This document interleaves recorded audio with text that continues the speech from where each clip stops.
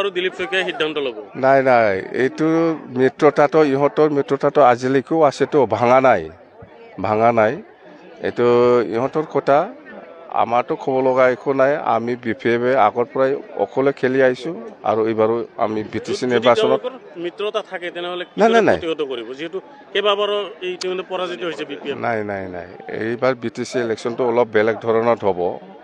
ইহঁতে মিত্ৰতা হয় নহয় ইহঁতৰ কথা আমাৰ ক'ব লগা একো নাই, কিন্তু মিত্ৰতা হ'লেও আমাৰ BPF দলে একো ক্ষতি নহয়। আজিৰ দিনত আমি BPF চৰকাৰ বনাই আছে আৰু BPF দলে 1 নম্বৰ পজিশ্যনত আছে BTC ক্ষেত্ৰত, আৰু 2 নম্বৰ পজিশ্যনত আছে BJP, 3 নম্বৰতহে UPPL।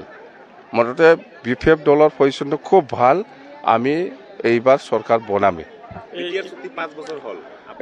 একো হোৱা নাই, বিটিআৰ চুক্তি 5 বছৰ হ'ল, একো কাম কৰিব পৰা নাই বা একো নতুন বস্তু কৰি পেলাই দেখাব পৰা নাই প্ৰমোদ বড়োই। মুঠতে নষ্ট শেষ। এপ্ৰিলত হ'বলগীয়া আছিল নিৰ্বাচন, কিন্তু এপ্ৰিলত হ'বলগীয়া আছিল, এতিয়াও অফিচিয়েলি ঘোষণা হোৱা নাই। আমি শুনিছোঁ যে এপ্ৰিল মাহত পঞ্চায়ত নিৰ্বাচন হ'ব, ইয়াৰ পিছত BTC ইলেকশ্যন হ'ব বুলি আমি এনে শুনি আছোঁ।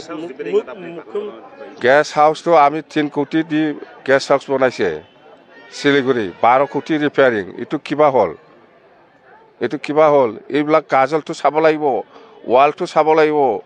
ৱালবিলাক মাৰ্বলত দিছে না ইটা দি ৱাল বনাইছে, আৰু সেই চকীবিলাক চাব লাগিব সোণা না হীৰাৰ, আৰু গাজালবিলাক চাব লাগিব এইটো হীৰা না সোণাৰ গাজেল, তেতিয়াহে মিলিব।